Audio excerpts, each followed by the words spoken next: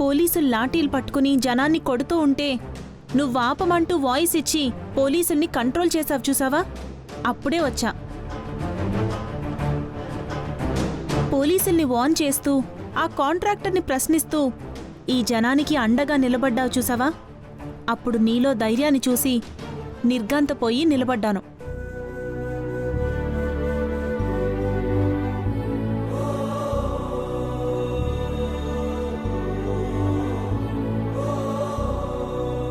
ప్రొక్లైనర్ని ఇళ్ల మీద నుండి కాదు, ముందు నా మీద నుండి పోనివ్వండి అని వీళ్ల కష్టానికి నీ ప్రాణాన్ని అడ్డేసి కూర్చున్నావు చూడు. అప్పుడు నీ గురించి మాట్లాడ్డానికి మాటలు రాక మౌనంగా ఈ జనం మధ్యలో నిలబడిపోయాను. నువ్వు ఈ ఊరి ప్రెసిడెంట్వా?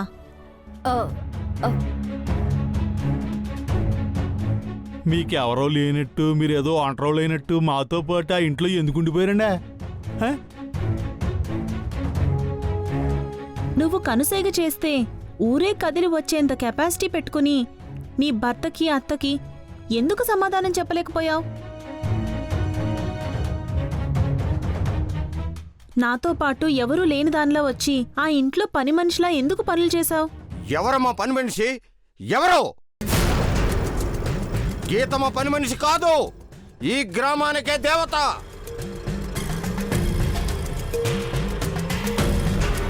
మీరుంటున్నారే ఆ ఇంట్లో దేవత, ఆ ఇంట్లో దీపం పెట్టడానికి కుడికాలు పెట్టిన మహాలక్ష్మి.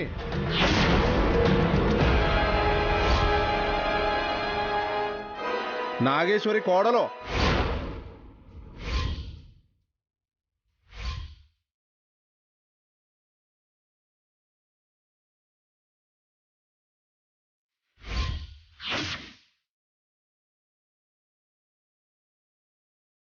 రామ్ గారికి భార్య.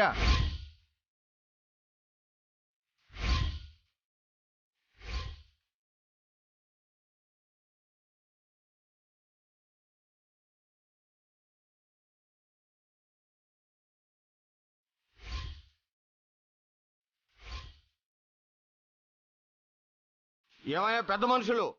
ఏం పెద్ద మనుషులయ్యా మీరు? సొంత ఇంట్లో అనామకురాల్లా బతకాల్సిన పరిస్థితి వస్తే అన్నీ తెలిసి కూడా మౌనంగా ఉండిపోవడానికి మీకు మనసు ఎలా వచ్చిందయ్యా?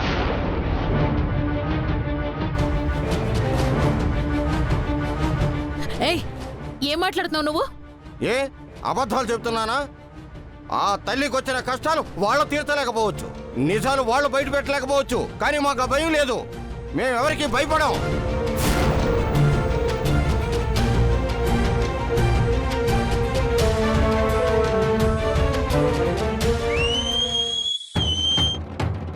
శబాష్ శబాష్ రాజుగారు, మమ్మల్ని తిడితే తిట్టారు కానీ నిజాన్ని అందరి ముందు కొండ బదులు కూడా చెప్పారు. మీరు సూపరా, మీరు సూపర్ అంతే.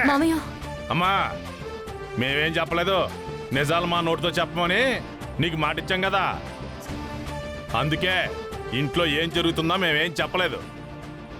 ఇప్పుడు కూడా నిజం మా నోటితో మేము చెప్పలేదు, ఆ దేవుడే చెప్పించాడు.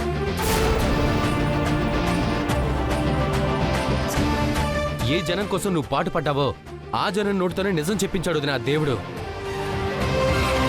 అసలు ప్రాబ్లం వచ్చిందే వీళ్లతో నిజాలు బయట పెట్టించడం కోసమే అనుకుంటా.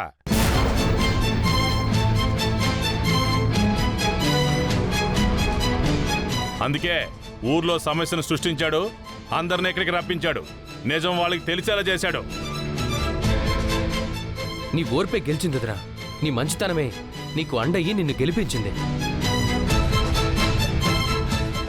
అంటే గీత గారు మీ ఇంటి కోళ్ళని తెలిసి ఆ నిజాన్ని మా దగ్గర దాసి నన్ను మా బేబమ్మని మోసం చేశారన్నమాట.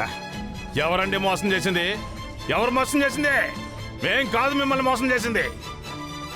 ఎక్కడో పుట్టి పెరిగి చిన్నతనంలో కలిసి చదివిన పాపానికి ఇదిగో ఈవిడ్ని నమ్మి నీ మేనకోళ్ల బాధ్యతల్ని ఈవిడ చేతిలో పెట్టారు కదా, ఈవిడ మిమ్మల్ని మోసం చేసింది.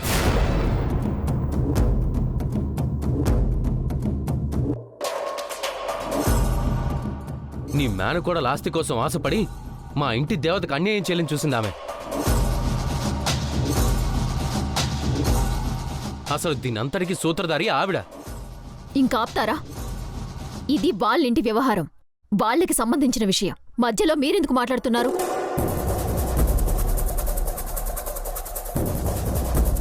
ఏంటి అన్నా?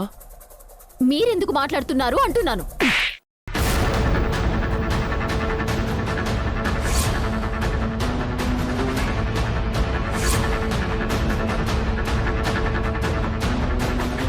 ఏంటి అలా చూస్తున్నా? ఇంతమందిలో నేను ఎందుకు కొట్టానా? కనీసం ఇప్పుడన్నా బుద్ధి వస్తుంది. ఏమన్నావే? ఇది వాళ్ళ కుటుంబం, వాళ్ళ సమస్య అంటున్నా. ఇది వాళ్ళింటి వ్యవహారం అయినప్పుడు నువ్వెందుకు కల్పించుకుంటూ వచ్చావే? ఆవిడ చేస్తున్న పాపంలో నువ్వెందుకు పాలు పంచుకుంటున్నావు? ఆవిడతో చేరి నువ్వెందుకు మా ఉదయం ఇబ్బంది పెట్టావు?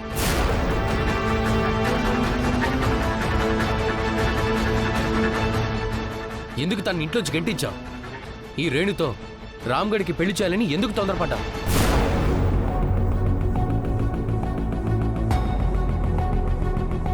ఇప్పుడు మీ దగ్గర మేము దాయాల్సింది ఏది లేదు, దాచిపెట్టింది ఏది లేదు. మొత్తం నిజం మీకు తెలిసిపోయింది కదా. ఇప్పుడు ఏ నిర్ణయం తీసుకుంటారో మీరే తీసుకోండి. ఎవరిని శిక్షించాలో మీరే శిక్షించండి.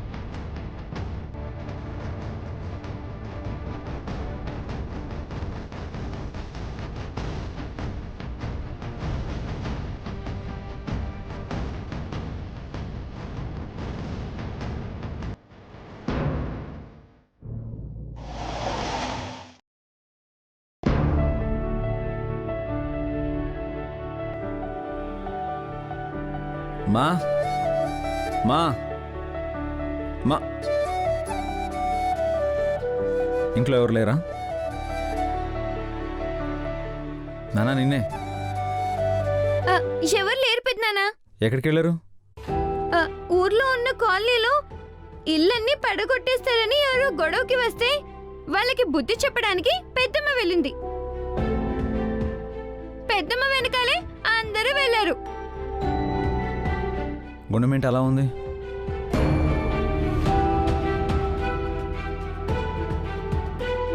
ఏమైందమ్మా?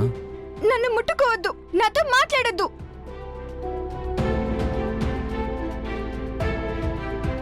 మాట్లాడొద్దా? ఏ? నువ్వు తప్పు చేశావు. అమ్ముండగా ఇంకో పెళ్లి చేసుకోవడానికి ఒప్పుకుని తప్పు చేశావు. అమ్మ కళ్ళ ముందే ఆ రేణుకి రింగు తొడిగి ఇంకో పెద్ద తప్పు చేశావు. అందుకే నువ్వు నాకు నచ్చట్లేదు. నువ్వంటేనే కోపం వస్తుంది. అది కాదు నాన్న, నన్ను ముట్టుకోవద్దని చెప్తున్నాను కదా. గుండమ్మ, షేంటి పెద్దనాన్న మీద కోపడుతున్నావు? పాపం ఆయనేం చేస్తాడు? పాత పిల్లానికి విడాకులు ఇచ్చేరా అంటే ఇచ్చేయడానికి రెడీ అయ్యాడు. కొత్త పిల్లాన్ని తెచ్చుకోరా అంటే తెచ్చుకోవడానికి రెడీ అయ్యాడు. రేపు ఆవిడ నచ్చకపోతే రేణుని కూడా వదిలేరా అంటే వదిలేస్తాడు. పాపం పెద్దనాన్నకి వాళ్ళ అమ్మంటే అంత ఇష్టం కదా పెద్దనాన్న. మనం పిల్లలం కాబట్టి మనం ఆడుకోవడానికి బొమ్మలు కొనిస్తారు. వాటితో ఆడుకుంటే మనకు ఆనందం వస్తుంది. అవి మనల్ని ఎంటర్టైన్ చేస్తున్నట్లు. నానమ్మకు పెద్దనాన్న బొమ్మ. ఆవిడ ఆనందం కోసం ఎలా ఆడమంటే అలా ఆడతాడు. ఆవిడ్ని ఎంటర్టైన్ చేయడానికి ఏమైనా చేస్తాడు. అమ్మ కోసం ఏదైనా చేసేవాడు. తన్నే నమ్ముకుని తన మీద ఆధారపడే వాళ్ళ కోసం ఏమి చేయడా? గాలికి వదిలేస్తాడా? అమ్మే లోకం అనుకునే వాడికి పెళ్ళెందుకు, భార్య ఎందుకు, బిడ్డ అనే బంధం ఎందుకు? సొసైటీ కోసం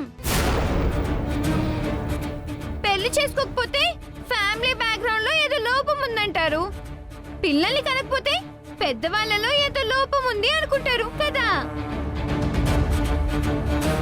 ఇంతకీ నిజం చెప్పాలంటే పెద్దమ్మకి ఓ ఇండివిజువాలిటీ ఉంది, నాకు నీకు కూడా ఒక ఇండివిజువాలిటీ ఉంది.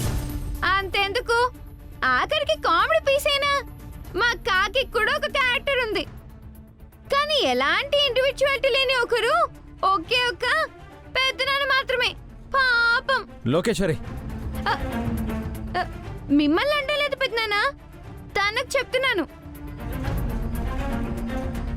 పెద్దమ్మలాగా గుండమ్మ కూడా తెలివి తక్కువది. పెద్దమ్మ నానమ్మ చేస్తున్న అరాచకాలన్నిటినీ భరించి తప్పు చేస్తే గుండమ్మ ఏ సమాధానం దొరకని నిన్ను ప్రశ్నించి తప్పు చేస్తుంది. పెద్దమ్మ మా అమ్మ లాంటిది, గుండమ్మ నాలాంటిదైతే అప్పుడు భలే ఉండేది. కడుస్తనము పెంకితనము మంచిది కాదు అని అందరూ చెప్తూ ఉంటారు. ఈ రోజుల్లో అలా ఉండకపోతే బతకనివ్వరు పెద్దనాన్న. ఎవరు అమ్మ చేతిలో బొమ్మైనా, ఎవరు సమాధానం చెప్పకపోయినా దేవుడనేవాడు ఒకడున్నాడు లోకేశ్వరి. కాబట్టి మా అమ్మ ఓర్పే తనకు ఒక దారి చూపించబోతుంది. తన సహనమే తన జీవితాన్ని చక్కబెట్టబోతుంది. ఎవరికైనా ఒక సమస్య వస్తే పరిష్కారం కోసం ఆలోచిస్తాం. కానీ ఇవాళ ఊర్లో వచ్చిన సమస్య మా అమ్మ కష్టాలకు పరిష్కారం చూపించబోతుంది. బొమ్మలు మాట్లాడకపోవచ్చు, అభిమానించే మనుషులు నోరు తెరవకపోవచ్చు,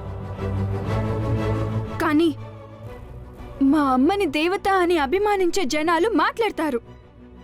మా అమ్మ ఓడిపోదు.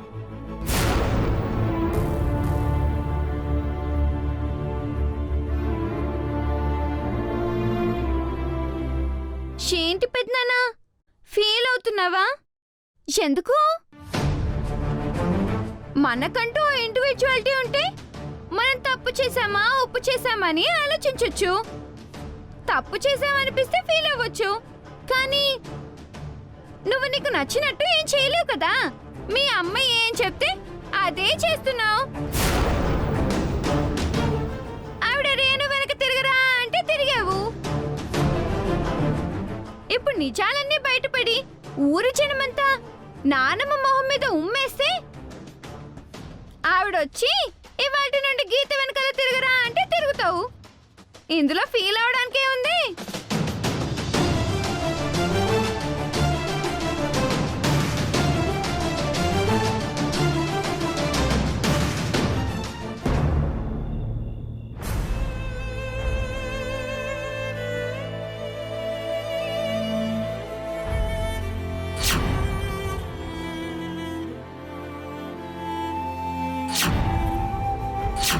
I love you Ram.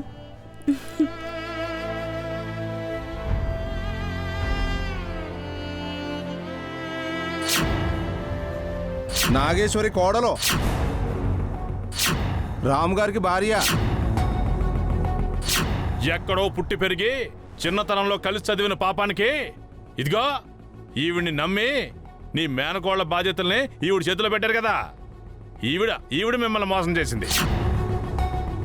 మీ 1000 కోట్ల ఆస్తి కోసం ఆశపడి మా ఇంటి దేవతకి అన్యాయం చేయాలని చూసింది ఆవిడ.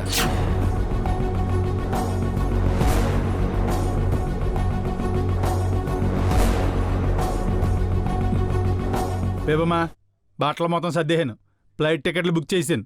10 వెళ్ళిపోదాం.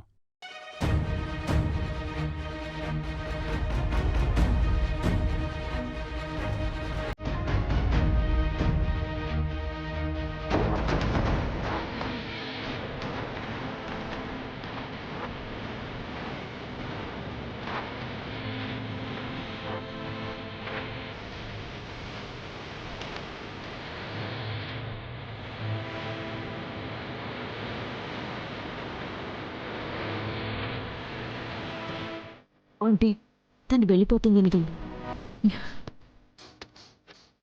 అమ్మా రేణు, ఏంటమ్మా ఈ లగేజ్ ఏంటి? మేము వెళ్ళిపోతున్నామండి. ఎక్కడికి వెళ్ళిపోతున్నారు? అమ్మా, నీకు మేం తప్ప ఎవరున్నారని అనే అనుకున్నానండి. అండీనా? ఆంటీ అనేదానివి పరేదాల్లా మాట్లాడుతున్నావేంటి? సొంతోళ్ళులాగా మీరు ప్రవర్తించి ఉండుంటే పరాయి వల్ల మా బేబింది మాడదండి. అది కాదమ్మా, ఇప్పుడేం జరిగిందని నువ్వు వెళ్ళిపోతున్నావు? నీకు రామ్కి ఆల్మోస్ట్ నిశ్చితార్థం కూడా అయిపోయినట్టే. ఆ విషయం మర్చిపోయావా? మర్చిపోలేదు. ఆ సంఘటనలు తలుచుకుని నిన్నటి వరకు మురిసిపోయాను. కానీ అది జరగదు. ఏమ్మా? మాట్లాడొద్దండి. అదే ఏ అని అడుగుతున్నాను. నేనేం తప్పు చేశానని? ఆంటీ, లోపల అగ్నిపర్వతం బద్దలై లావా బయటపడుతున్నట్టు రక్తం మరిగిపోతుంది. అయినా కంట్రోల్ చేసుకుని కామ్గా వెళ్ళిపోతున్నాను. నన్ను రెచ్చగొట్టకండి.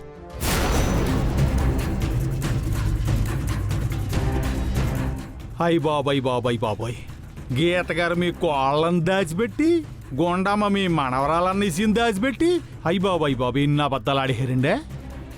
ఏమండే, మీ అమ్మంటే మా బేబీ వెనకాల ఆస్తిని చూసి నీకు ఇచ్చి పెళ్లి చేయాలనుకోవచ్చు.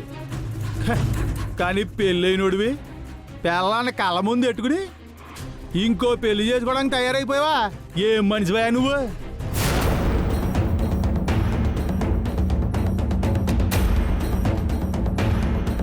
చూడండి, అదే మీ కోపానికి కారణమైతే నేను క్లారిటీ ఇస్తాను. ఏమైనా క్లారిటీ ఇస్తారండి? ఊరి జనం అంతా చెప్పింది అబద్ధం అని చెప్తారా? లేకపోతే ఇప్పుడు దాకా మీరు చెప్పిన అబద్ధాలన్నీ నిజమని చెప్తారా?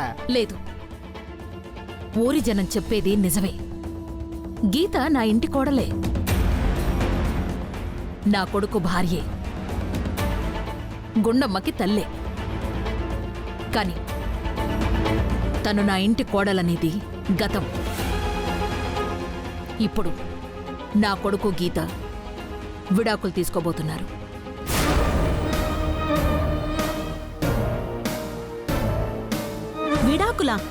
విడాకులా?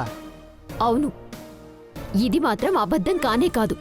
కావాలంటే ఈ విషయం వెళ్ళి మీరు గీతని కూడా అడగొచ్చు. నిజమా రామ్?